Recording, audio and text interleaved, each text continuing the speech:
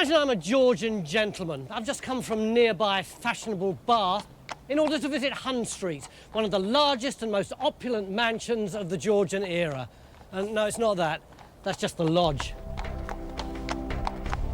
This grand design was the dream of local MP Francis Popham, who tragically never lived to see it realised. In fact, despite millions of pounds being spent on it, we don't know if it was even finished. 200 years later, all that's left of it is this portico. All the rest of it's somewhere underneath these stables. But the extraordinary thing is that apart from a couple of pretty little pictures, we don't know anything about it. We don't know who designed it, what it looked like inside, or even if anyone ever lived in it. And as ever, we've got just 3 days to find out.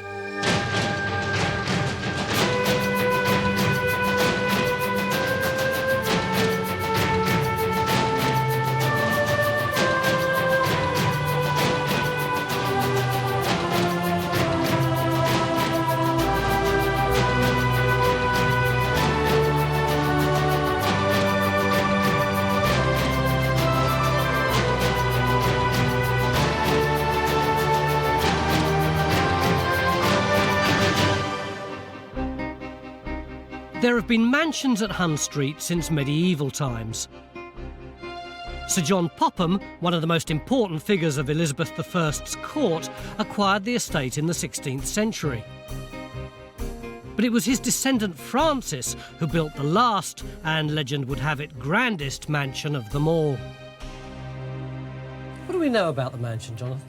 Well, we know that it was supposed to look like this, at least just prior to the death of that man, Francis Popham, who was the patron of the estate. But what we don't know is whether it was completed to look like that, whether the artist has used licence, or if it was partially completed and they lived in a couple of rooms in a shell. Is archaeology going to be able to give us the answers? Well, I think it will. I think the most important question is, was the house actually over there where that portico is? But what really fascinates me, Tony, is if it was partially completed, what was going on in those rooms? Did you have the families of the builders in there? Were they squatting? And archaeology should be able to tell us. First things first, we need to confirm that the house is behind the portico. So geophys start to look for the grand eastern facade, depicted here in one of a pair of watercolours. The other shows the north facade, complete with an impressive main entrance. So is that portico there, that bit here? That's it. This blown-up painting shows it nicely, doesn't it? How long would this north front have been? Well, in the 1920s, there's a particularly dry summer, and they recorded that the parch marks on the ground here were 200 feet wide by 120, and took that to be the side walls of the house. That's 1, 2, 3. This is all looking a bit too easy. The eastern facade should be 100 feet away from the centre of the portico.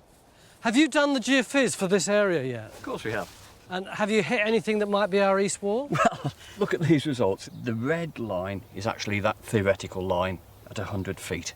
You can see this very clear black line right on the edge of our survey grid. I tell you why I'm concerned, John. You see, this looks like a perfectly regular rectangular pile, doesn't it? But relative to the portico there, this thing's coming out at a cranky angle. Yeah, it might just be the effect of the results, but I think the only way is we've got to dig it. Yeah, I mean, I totally agree, because if we can actually pick up something really distinctive like this doorway, then from that we could extrapolate where the front wall and the back wall's going to be.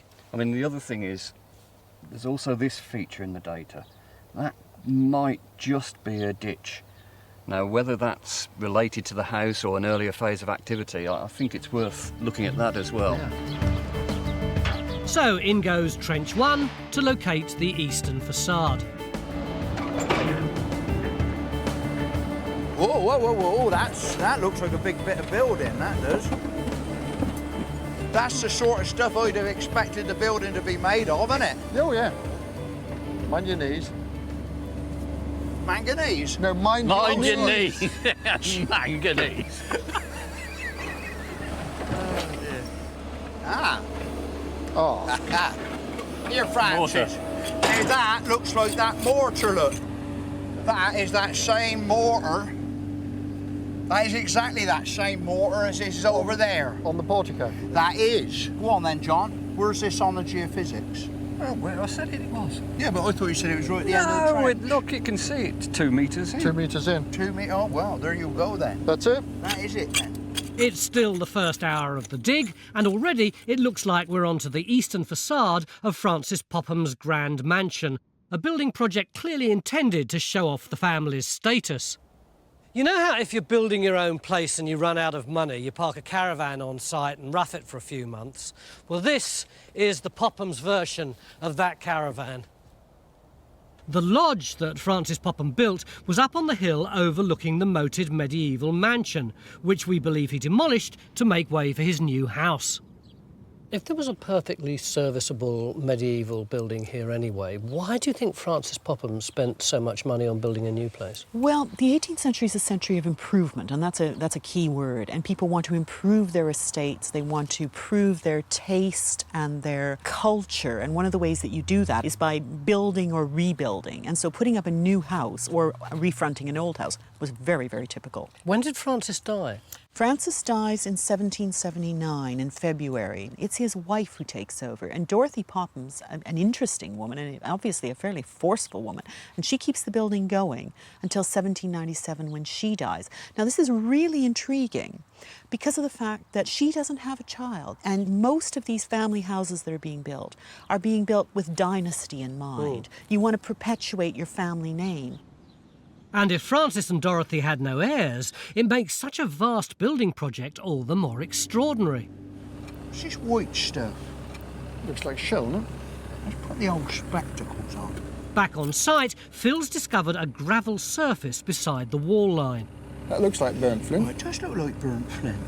That looks like a yard surface, Well, doesn't it? that shit it's got is. bits of pottery, Welsh slate, charcoal. Yeah, I mean, it goes right the way across, doesn't it? Yeah. Have your trowel, mate. Thank you. A yard surface up against what looks like a wall suggests that we have found the eastern facade. But it's a bit nearer the portico than recorded parch marks had led us to believe. And now Jonathan's noticed that something about the portico doesn't quite add up. All of the illustrations show 17 bays wide, so 17 windows. Yeah. So if each of these then should be 12 feet wide, And as they're about 5 of the 17, this should be 60 feet long in all. But it looks to me like it's shrunk by about well half over- size, isn't It is it? about half size. Something's clearly wrong. We need to work out if it's just the portico that's small or the whole house. And finding the corners will help. So how are we going to do this? Well, That's the edge of a trench. Yeah. I'm pretty sure I've got the corner now. We've extended the survey. So Yeah. that's going to be in here. So in goes Trench 2 to find the southeast corner of Hun Street Mansion. Let's start down here quick, gradually work our way over. The thing about Georgian buildings is that they conform to various architectural patterns and are therefore easy to date. Jonathan thinks that Hun Street is an example of the Palladian style, like much of Bath, but he's spotted an inconsistency. So looking at that portico, what tells you that that's Palladian? It's those rusticated blocks, they're so precise. What does rusticated mean? Well, think of rustic and of the earth, because the Italians thought that the bedrock was the basis for building. The roughest stones are used at the bottom to do all the supporting, and then above that you have the refinement of the columns and then the fine balustrade and figures on the top. So it's a sense of natural order. But herein lies the problem, you see, because these Palladian villas are in fact quite thin to get light in front and back on one rectangular block. You look at the illustrations here, and this is more like a palace. It's just too deep, it goes back too far. That way it should stop, maybe there. It feels like this is somehow compromised, because by the time we get to the middle of the century, everyone's building dinky villas with little wings and pavilions on the end. And this is quite the opposite. It's massive and it's huge. So if this is a house of 1760, it's completely out of date. An unfashionable building would hardly have been the impressive statement that we think Francis Popham was after. I think that's banked against the wall. Something's not quite right about Hun Street, and it looks like we're going to have to rely on the archaeology to shed a little light. No, Phil, what have you got? Well, we've got this superb wall coming along here. So this is the edge wall of the building, the outside wall, i.e. that one. Yeah. And one concern I've got, Phil, is that the wall looks, if anything, a little skinny for the footings of a three-storey stone building, don't you think? I couldn't agree with you more. But there's something that Matt's digging over there, isn't it? It's got a return on it. It looks thicker where he is. This thing here? Yeah. And if that, in fact, were the true width of the wall at something just around 1 metre, and that it's pulled back where you and Francis are digging to make way for maybe an embrasure in the window, for a window seat, or maybe the door threshold, you know, then maybe all of the weight's being carried by the fat sections as piers, as it were, between the windows. Phil expands his trench to find out if the wall thickens out enough to support 3 storeys. Well, that's it. And that's it there. So, we got close on 2 metres of it. It's looking thicker. Francis Popham was a politician in the public eye at the most fashionable time of Bath's history. So when it came to kitting out the inside of his mansion, only the best would do. It was very elaborate. 2 of the rooms used 3 Italians for several years just to do the decoration. And we've got an octagon columned hall, so that's going to be pretty elegant. And that probably was in the centre, and it might have been around the grand staircase. OK, so I walk into the house, I'm confronted by this spectacular 8-sided room. I go upstairs, what do I see then? What you would have seen is a series of interconnecting rooms, because country houses by this time were made up of, at the top level, for entertaining. So they had rooms that connected one into the other, so you went from one into a slightly grander room into a slightly grander room. For instance, we know that there's a coved room that had 76 squares of blue tiling, and then you would have eventually got your way into the grand or great salon, and that would have been the room that you used for displaying your pictures, but it would also have been your ballroom. These regular layouts should help us to reconstruct the inside of Hun Street Mansion. And we're beginning to get details from inside a room in the eastern corner.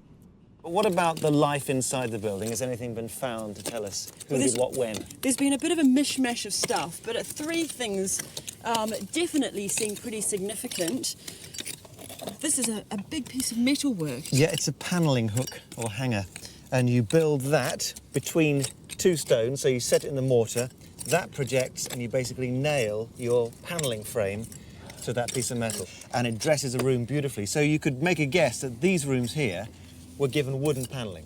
So rather nice Rather looking smart. inside. Very nice indeed, yeah. The other 2 bits I wanted to show you were these 2 bits of pottery, and I've been speaking to Paul Blinkhorn, and he's put them in a date range of 1650 through to 1750. So if we've got a house that's building, let's say, in the 1760s, is it likely that you'd be using a vessel that's made 60 or 70 years earlier? Well, it's not impossible, but it could be from an earlier occupation too, couldn't it? Well, that's a tantalising idea, isn't it? It would be a real bonus if this dig could reveal something about Francis Popham's ancestors. But the job in hand is to get to grips with his Georgian mansion. And Rakshaw's trying to ascertain if some stones sticking out of the ground are related to it. Look at that then, Jonathan. Look at that bolted stone. And in Trench 1, Phil's found our first piece of worked masonry. That is cut for constructional reasons, not for decoration. Do you think it might be maybe a lintel on a door or something that gives you a wedge so that you can fit timber up to it? Don't ask me. You know? You're the bloke who's supposed to know. While Jonathan scratches his head, Stuart's looking at a map which could be a goldmine of information. Dating to before the Georgian build began, it shows what seem to be plans for the lodge, as well as older structures where we're now digging. For instance, the buildings that are drawn here, which is close to the site that we're looking at. Yes, that's right. They're drawn in a 3-dimensional bird's eye type of view, which is a much earlier style of mapping, probably 17th century in dates. But here, this is drawn in plan form, much as you'd expect with the mid-18th century, but it's actually drawn quite casually. So it's not quite clear to me whether it's actually here or whether this is what they're aspiring to put here. Because if you look underneath this heavy drawing, can you see there are ghost lines of earlier features and rope systems? There's a complex of buildings here which we clearly need to do more work on because they're not very well defined. If he can decode it, Stuart believes this map could reveal how not just Francis, but generations of Pophams transformed Hun Street. By the end of the afternoon, Phil's discovered a kink in the skinny wall of the eastern facade. When we opened up this trench, virtually the first thing we came down onto was this wall. And immediately we thought that maybe it was a bit thin. But at this end, it seemed to thicken out. Yeah. But in fact, what it's done, now that we've extended the trench that way, is to actually dogleg. And in fact, this wall here goes straight through to where, and joins onto where Bridget's trench is. So, Jonathan, we've got a kinky east wall. It is kinky, you wouldn't guess it from this drawing, but at each end of this central section is a projection. That's what Phil's found. So if it's got a thickening there and there, it's nicely buttressed at those points. To prove that this is the grand central projection, we'll have to find the other side of it, but that's for tomorrow. End of day one, and we've done the easy bit. We now know that Hun Street Mansion actually is here, and we've defined quite a lot of the outside of it. It's smaller than we originally thought, but as Jonathan says, it could turn out to be an exquisite little jewel box. There are what appear to be rooms here. Were they really as elegant as the records suggest? And were they lived in by the landed gentry, or were they squatted by the workers? We'll find out tomorrow when we go inside. Beginning of day two, and somewhere underneath these stables lie the remains of one of the most opulent mansions in Georgian England here at Hun Street near Bath. Yesterday we found some of the outside walls, although I have to say the building was slightly smaller than we thought it was going to be. Today we're going to go inside. What's the plan, Francis? Well, these are the walls that we picked up yesterday. But now what I want to do is turn my attention towards the centre of the building, what looked like rooms, and this rather strange pink thing here, which might possibly be another wall. I think it's the back wall of what may now be a C-shaped building. If you look at a map Stuart's got, 1806, there's the portico and there's two wings. So where would the C shape be on your geophys? Well, that would be one wing. There's the front range with the portico and another wing onto the stables. Before we can get going, Rakshas discovered a corner 2 metres away from the wall line on the geophys. It lined up with the corner bridge found yesterday, so we're going to open up a huge trench right across the eastern wing to work out what Rakshas wall is and to get inside some of the rooms of the Georgian mansion.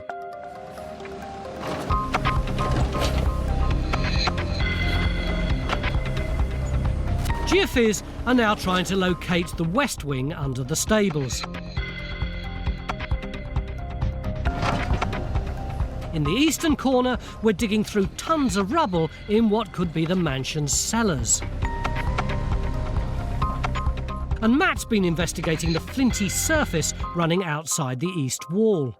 We appear to have this feature or ditch or something. It starts here, where it's cut by this wall, and goes a good, metre and a half behind me there. So that's way too big for a construction cut for this wall, I think. So what I'm thinking is it might be maybe a part of the earlier moat, maybe. And it's cutting through all this stuff on the outside of the building. So you've got this kind of gravelly stuff here, and there's something linear going along there. Now, I think those two grooves are possibly something like for the roots of a box hedge. And that looks to me like a proper path. So perhaps the Georgians filled in the medieval moat to create a pathway around the mansion.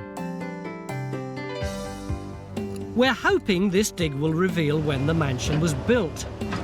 We know it was demolished in the 1830s because the bulk of it was salvaged for Prior Park, one of the most important buildings in Bath. The thing is with Prior Park that it suffered a fire. And when Hun Street was planned for demolition, its joinery and plasterwork became available, so there are bits of Hun Street inside. So Jonathan and Raysan, our graphic artist, are looking for clues as to when Hun Street was built and what it looked like. What a beauty, isn't it? It's extraordinary to think that this was the very staircase that would have greeted Francis Popham. Well, that, to me, is nothing to do with the house of the 1770s. First impressions are this belongs to the earlier 18th century. The reason I say that is because these balusters, the columns that sit on these urn-like things, start fat and big in the 18th century, and they get skinnier. They go on a diet as the century progresses. And these generous handrails there turn into rounded shapes. Everything becomes more slender. So it looks like they put in the staircase when they started building the mansion. But it took a very long time, even by builders' standards, to finish off the plasterwork. Well, this is a different world, isn't it? Oh, it's so much finer and lighter. And I guess this must be later then. It does feel later. Do you know, I'd put it 1770 to 80, this room. We're now in the era where Robert Adam has influenced plasterers and interior designers, and these wonderfully tight and detailed panels within complex ceilings are all the rage. I think we've moved on almost half a century from that staircase. It seems that Francis Popham's mansion took a lifetime to build, but the quality of the interiors was second to none. Woohoo! How about that for a wall then?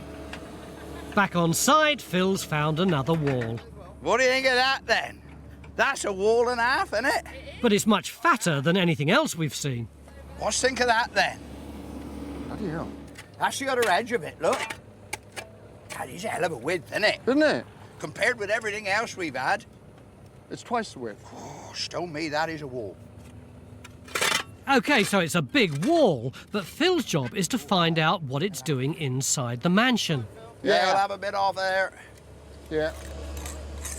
Meanwhile, Marek has dug deep into the rubble-filled cellars in the eastern corner and discovered window mouldings from earlier buildings. Oh, I wish you'd have shouted when you found this one, because that's not Georgian, is it? That's older. You've got a rebate there for a metal frame window, not the wooden sashes that the Georgians used. And this overlow or round mouldings brought in by Elizabeth I, and the broad, flat front gets more popular in the middle of the 17th century, over a century before Popham supposed to have started building. What about some of these older pieces that we've got on the side here? At the another edge of a window or door, you'd expect that in Tudor England. So you're talking the first half of the 16th century. This is going back and back now. And then, well, now we're back in the Georgian period. See those beautiful reversed curves, flat sections, all part of a polite classical window surround. So you've probably got 3 centuries of building here now. We've found masonry dating back to the 16th century when the Pophams first arrived in Hun Street. 200 years later, when Francis Popham died, their line nearly ran out because he and Dorothy were childless. And this forced Dorothy to take surprising steps to protect the mansion. What she does is intriguing. She passes the house down to another Francis Popham, the reputed son of my late husband. So we've got an illegitimate son here. But Dorothy's not very trusting. And so what she does is she creates a trust. He becomes a tenant for life. He can get the money and the profit from the rents, but he can't actually sell it. Basically, in case he's a wastrel, she wants to make sure that this is protected. And was he a wastrel? Well, we don't know, unfortunately. He dies so early. He dies in 1804. So what happened next? It goes to the Leybournes, her nephew, but she specifies in her will whoever inherits that doesn't have the name Popham has to take it. And if they don't, they're going to be disinherited. So her nephew, General Edward Leybourne, took the name Popham and inherited the estate. But something drove him to demolish the house 30 years later. And finding out what should help us unravel the end of the story of Hun Street Mansion. By lunchtime, Trench 3 and Trench 2 have met. I think there might be a wall here. And Phil's found traces of a thick wall right across the east wing. Running parallel, the thin outer wall turns a corner and kinks out to form one of 3 equal bays. Hey, Matt. But now Jonathan spotted a problem with his theory. Now, looking at where the portico comes in to form a boundary for this whole range, I'm just not sure we've got room anymore. Now, if you measure 12 metres 30, you'd be able to replicate the measurement from the corner up to this first point. Right. So if that's a regular bay, where's the next 12.30? So that puts us here just in front of the digger. Where does the third one take us to? Another 12 metres 30 in that direction, and you'd be beyond the line of that portico. So either you've got a tiny end bay, which is a completely weird thing for a Georgian builder to do, or the other scenario is that the Georgians have inherited this footprint of a building, and what the artist shows us as a 3-bay facade, looking symmetrical, is a fudge job. They've done their best with an old building. So Matt and Ian begin the search for the third bay on the eastern facade. That'll be all right, Ian, I reckon. Right, now get out of that machine and get your trowel. And right where Jonathan predicted, the wall kinks in. There's the kink in. Right. So the other side should be there. Should like... Yeah. There you go. So it does come along in, and then back along in that direction by things, doesn't it? Yeah. Which is exactly what it does at the other end, Yeah. at exactly the same distance. Yeah. So it looks like the mansion did have 3 bays, but the third one was smaller than the artist depicts. Jonathan thinks that could be because the architect was attempting to transform an older building into a Georgian mansion. Do we know who the architect was? Although it may look like it should be someone grand coming in from London that's doing it, it actually turns out to be a chap named Daniel Green, who's from Hun Street. Where would a local person have got the qualifications from to be able to build something like this? Well, you have to remember that Bath is a magnet for masons around the country who are armed with these pocketbooks of how to build and how to carve details and how to slot walls together, and it's easy guides, basically, how-to guides. So it could be that one of the reasons why this place took so long to build and why it's so quirky is because it was local blokes who were doing it, who didn't have the expertise that some of the grander people had. Or very possibly because they'd be happy for the work, whereas a great architect would say, look, I'm not compromising my reputation on that, bodging up that old pile. Records suggest that our local builder never finished the west wing, most of which lies under the stable itself, where we can't touch it. But Jonathan thinks he's found a bit we can get at in the northwest corner of the building. So in goes Trench 4.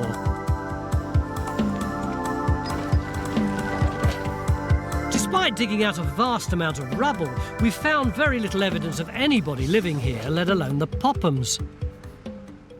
We've got one piece of pottery that we could perhaps regard as high status, which is this. It's a little tiny bit of Chinese export porcelain. Now, this sort of stuff starts coming in around about the mid-17th century, but nearly all this pottery is just simple utilitarian wares. It's not exactly the sort of collection you'd expect to find on a Georgian mansion, is it? Well, it is and it isn't. I mean, apart from a little bit of porcelain, it's not the sort of stuff that you expect the head of the household to be eating and drinking off. It's the stuff they were using in the kitchens to prepare food. It's the stuff the gardener was eating his dinner off. You know, it's the pottery of the lower orders, I suppose. Some of the pottery dates back to medieval times, and Phil's beginning to think the thick wall goes with it. I think that inadvertently what we've done is stumbled on a medieval building. Where? Well, I'm actually standing on it. It comes through there and then it turns and it's coming through here. But if you look on that side of the wall, look, you've got wonderful plaster. That's beautiful. But you see, that means that must be the inside Side wall, yeah. Exactly. So we've got the wall coming along here, and it's a bit muddled up here with robbing. You can get it here. That's right. Yep. And look here, we've got more plaster there, more plaster there. So, again, that is the inside. And our wall comes along here. It's a bit messy, but we've got it there. Yeah. And we've got it... Oh, got it here in space, definitely, yeah. and it's turning back that way. Yeah. Now, if that's the outside of a medieval building, could it be the moat? All that deep stuff down there, that's moat. That's what my suggestion is. Oh, wait a minute, though. If this is a moat, then what's this wall doing here? That wall is the wall of the Georgian mansion. If my theory is correct, what they've done is to use the moat as a whacking great big foundation trench. Whoa, aren't you jumping the gun a bit? Have you got any dating evidence to suggest that that large wall is actually older than the Georgian one there? Not specifically. I think the thing that suggests this is medieval is firstly its scale, its size. Secondly, we can say that it is clearly of a different phase to that. The mortar is a different colour. We've not actually got any physical archaeological dating. So what you're saying is that your theory is very cogent and very well argued and totally unproven. Yes, but I happen to think that it's right. Medieval wall or not, we found more of it in the northwest corner. I must admit, it looks like those big medieval walls we're getting on the other side of the house. All this would make sense if we were looking for a medieval house, but we're hoping for a Georgian one. So we're off to the other side of the portico, where the thin wall, which we think is Georgian, should turn a corner. And by the end of the day, we have found another wall. It's nothing like the wall we had over in that far corner. No. But it doesn't look like the Georgian or the medieval walls, so day 2 draws to a close with the promise of a lot of overnight head scratching. When we came here looking for Francis Popham's grand design, we thought it would be huge, and it turns out to be much smaller. We thought it would be really elegant, but it looks like it was a very expensive botched job. And today, we thought everything we'd find would be Georgian, and it looks like there's a medieval house stuck right in the middle of it. What other theories are we going to demolish? Beginning of day 3, another day, another theory, but this one seems absolutely crazy. The outside wall of our Georgian house, this wall on which all our other theories are based, isn't the outside wall of a Georgian house at all. It's some kind of ornamental parapet. Jonathan, have you taken complete leave of your senses? I've returned to sound first principles. When we opened up this trench, we found a skinny wall. I mean, it could be Georgian, but it seemed too narrow to put a big 3-storey building on. I think we've just got to accept that it isn't the facade, but it is associated with the Georgian building. So where is the wall, the outside wall of the Georgian house? Well, if you take that to be like a revetting wall of some sunken feature between the gardens on your side and the house, which is here, then when you follow that skinny wall around the south side, it forms a neat boundary, and 6 feet in it on that south side are big, chunky walls that serve very well for carrying a substantial house. So the facade's here. I think he's referring to the big chunky walls that Phil thinks are medieval, but I'm going to leave that for a moment. Could be. Francis, do you buy any of this? Yes, it is very plausible. It's very plausible, Tony.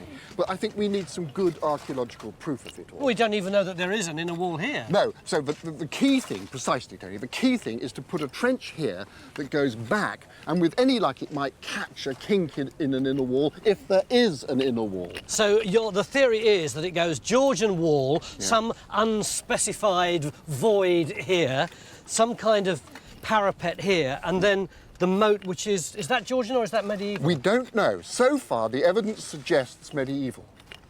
The irony is, when we first got here, I said to Francis, the problem with this dig is it's going to be too easy. By now, we had thought we'd be happily digging inside one of the gorgeous rooms of Francis Popham's grand mansion.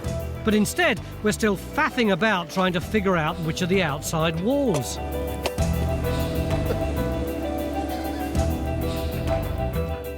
But supposing Jonathan is right, the thick corner we found in the west must be the corner of the mansion, which means Matt's been looking for the corner of the thin parapet wall. Well, we've got the thin wall there. One side there. Yeah. One side there. Yeah. Yeah. Go down a bit. So it's sitting on top of this massive. It's huge, isn't it? Massive. I haven't got the back of it yet, have you? Nope. It's getting even more confusing. There's no sign of any corner, and the thin and thick walls seem to have merged. Phil, I have a very clear memory of late yesterday afternoon. We were in this trench. You said to me, that wall there is the outside wall of the Georgian house. This wall is medieval. This morning, the archaeologists are saying you were wrong. They're saying that this is some kind of parapet wall, and this wall is Georgian. But that parapet wall is still 18th century. What I've had to do is redraw the edge of the mansion on this, but I still think that these foundations could be medieval. All right, so what have you got this morning? Well, what we've been able to clarify is the layout of the rooms on this side of the building. We have one big room in here with a nice plastered wall there and panelling along this side. Interestingly, we've got a gap in here. We really need to know whether that's a doorway leading out or a window. We've now got a mid-wall going through there, and it looks like we've probably got a doorway there into the next room, and we can now see so much more of this room coming along here. You see, we've got another butt end there. We've got some lovely traces of panelling along there as well. Yeah, but all that rather begs the question of where exactly we are in the house. Is this the ground floor? Is it the basement? What is it? I think we've already gone so low that we must already be below the ground floor level. I think we've got to be in basements. At last, Phil's found us some rooms to get stuck into, possibly the mansion's kitchens and offices. Meanwhile, Francis has been looking for the thick wall on the east side of the building. We've got a big wall, OK, as we anticipated. Well, it's big. It's reassuringly big, isn't it? This'll do for a grand house. It's good, isn't it? Lovely. But no sign of a kink to match the kink in the outer wall. No, but the thing is, it's fat enough that if you were to reface it, you could build in a bit of depth and modelling, couldn't you? Oh, yeah, so absolutely. You can still express that central section. That's nice. Finally, it's beginning to make sense. It looks like Francis Popham put a sort of Georgian cladding on an earlier building to create 3 bays shown in the watercolours. And because we're all agreed that the thick wall is the outside wall, the footprint has shrunk, which means that the 3 bays would have been symmetrical. Now, if we could just find the corner in Matt's trench, it would all make sense. Oh, hello. There we go, there's the edge. Yeah. Look at that! But archaeology is never that simple. Oh, flipping heck. I thought you'd like that. It's a world of buttresses. Yeah. Certainly is. It is. Yeah. Everything you're standing on there is all solid. Mortar and stone goes right back into both Right sections. back there, I'm still on the thickness of this wall. Yeah. That is a major wall. That pattern of buttresses, the cross buttress, tends to die out as you get late 13th into 14th century, and it's replaced with a single diagonal one. It's much more efficient. So that, to me, is an old manner of bracing a wall on a corner. The other thing is, what direction? You guys are facing? East. Yeah, east is that way, straight ahead of us. Now, the 1517 survey begins a description of the site with the Chapel of St. Nicholas. So if you were to come into the end of a chapel built on this orientation, you'd be facing east, which is perfectly right. Such a good find, isn't it? Isn't it? And for a full description of the chapel, visit our website. I'm about 100 metres away from our site, and I've come up here because Stuart has done a rather clever bit of detective work. Well, we had this plan of 1759, and all the focus of attention was on this medieval hall which the 18th century house replaced. This is the one that we're excavating. That's the one. But I got quite interested in what appeared to be a smudge over here. Well, when you enhance it on the computer, that's a rather fine Elizabethan or 17th century grand mansion. Is it a fantasy or was it ever built? It was definitely built because I asked John to do some geophysics over here on this earthwork platform and look at stonking underground remains, so it was definitely built. Why is there a mansion up here? Well, in the medieval period, they're happy living down on the moat. That's where everything sort of emanates from. But by the 16th century, they're wanting to make big statements on the landscape. They literally want to put the houses on top of the hill. They need room to expand and show off. They need large areas for formal gardens. All that's up here on top. Stuart keeps saying they did this, they did that. Who are they? Well, the they really is Sir John Popham, and it's Sir John Popham who gets the estate after the dissolution of the monasteries. He becomes Chief Justice of the King's Bench, he's Speaker of the House of Commons, and he's probably the best lawyer of his day. He does the state trials like that of Essex, of Sir Walter Raleigh. He's massively wealthy. I can just imagine Sir John Popham's grand Elizabethan house looking down the hill to the old medieval manor. The house we now think Francis renovated a couple of centuries later. And it now looks like the medieval moat was the first thing to go. So if this then were a medieval moat, it would stretch from the footprint of the house, presumably, to about 10 feet behind us that way. You can see the edge of it coming round there, look. I see, OK. So it's a bigger moat. The Georgian wall was put in the middle of it and then backfilled, so the sloping bank of the moat becomes a hard stone edge. Exactly. Now, one thing I can guarantee you, when they built this wall, the thing that they wanted to create was something that was dry, because right at the bottom, you've got a drain. There it is. Presumably then this becomes a dry moat, ornamental feature that you walk around the outside of. Phil thinks that the basements had windows or doors, which logically can't have been built until after the moat was drained, or they'd have flooded. So perhaps Francis Popham did more than just clad an old building after all. Perhaps he remodelled it from the bottom up. Only half a day left to find out. That is the return there, isn't it? It's a nice little find just come off the spoil heap. It's a small Elizabethan coin. It's been deliberately bent, and the archaeologists are speculating that it might be a love token which you gave to someone who you fancied, and if they returned it, then you knew you were in with a chance. Well, we found this presumably having been discarded, so no luck that time, I guess. We're now walking up the main carriage drive for the 18th century mansion. Doesn't look like... Stuart and Elaine's bid to unravel the mysteries of the estate has revealed that the bulk of Francis Popham's budget went on constructing a vast lake and planting thousands of trees to create a series of impressive views of the mansion. By the time we get here, instead of being enclosed by the trees, it's like the curtains of a theatre have opened now, and look what happens. You're going to go, wow, that's fantastic. The second viewpoint is the angle from which the watercolour of the grand eastern facade was painted. What you've got now is a perfect picture frame with overhanging boughs from the trees here on the left-hand side. On the right-hand side will be the screen of trees. The carriageway would then have swept the visitor round to see the main entrance. Would have seen the portico, and sweeping off to the other side, you would have seen acres of the family's land and their sheep and their animals. Would have been very impressive. It would, wouldn't it? And this is really important for the archaeology, because to achieve the effect they wanted, all they have to do is rebuild the east wing and the north wing. They don't need to do anything behind, because the visitors won't see that. You could keep the medieval buildings and they could function perfectly well. And unlike today, Georgian visitors simply didn't wander round the back, so there was no need to rebuild the service quarters and stables.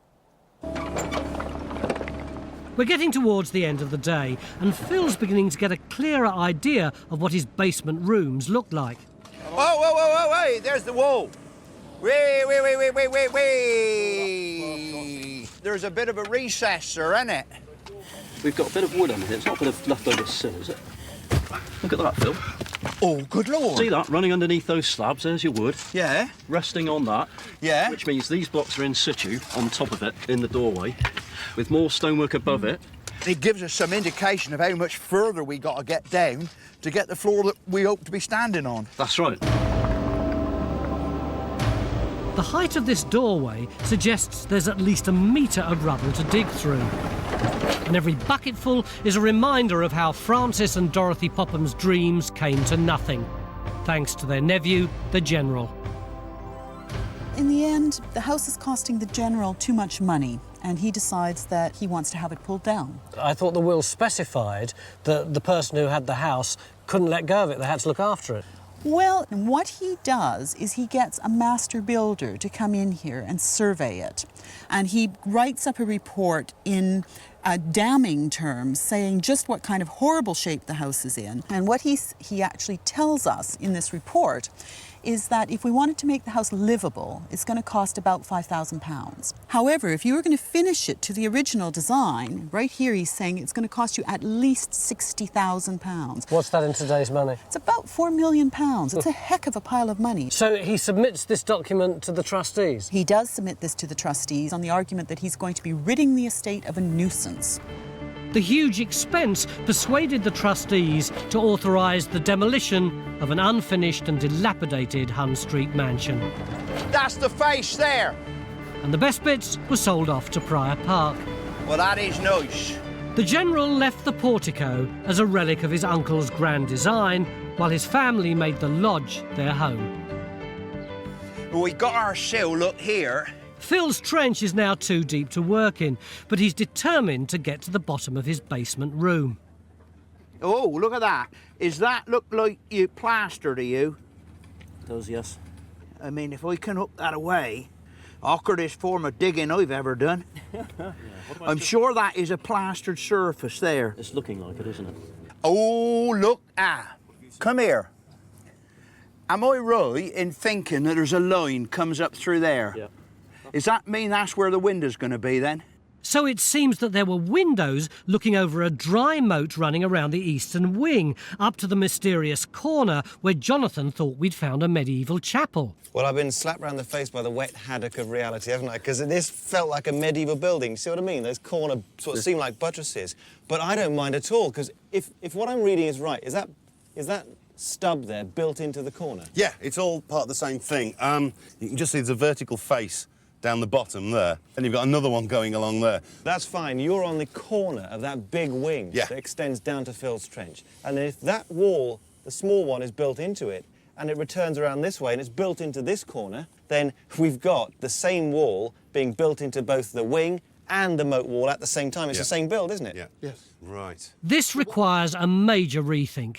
And it's now clear that the outside wall was built at the same time as the parapet wall. The question now is when, and right at the end of the day, Jonathan's found the answer. This room now, we're past the rubble and we're on to the details which really revealed the period it was built in. And you can see the plaster lining there, squeezed between what were once wooden uprights against the wall. Some of it was panelled on this downstairs room, stores, scullery, kitchens, that sort of area. All that's typical of the 17th century. In the smart rooms, it might be coloured with tapestry. Down here, those cheap materials are well done for the kitchen staff. Seems to me that after 3 days, we haven't discovered a Georgian mansion at all. 150 years after this was built, the Georgians slapped a bit of lipstick on it. That's basically it. So it's a bit of Georgian cladding? Yeah. So Francis Popham's doomed grand design turns out to be the last flourish of a family intent on building ever more impressive houses. Sir John Popham acquired Hun Street's medieval manor around 1600 and constructed a new house befitting a Lord Chief Justice.